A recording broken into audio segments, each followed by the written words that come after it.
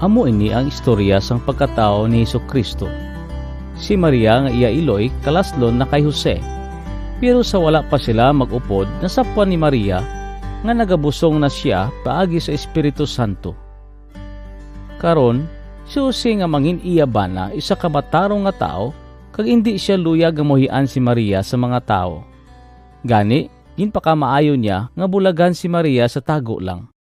Samtang ginauna-una ni Jose ang iya himuon, nagpakita sa iya sa damgo ang anghel sang Ginoo nga nagasiling, "Jose, kaliwat ni David, hindi ka magkahadlok nga magpangasawa kay Maria, kay nagabusong siya paagi sa Espiritu Santo. Magabata siya sing lalaki, kag ngalanan mo ang bata nga si Jesus, kay luwason niya ang iya katawhan sa ilang mga sala."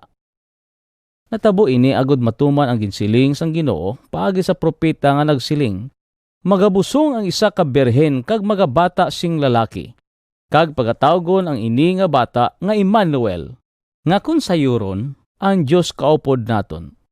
Gani pagbugtaw ni Jose, gintuman niya ang ginsiling sang anghel sang Ginoo kag ginpangasawa niya si Maria, kay nagabusong siya paagi sa Espiritu Santo.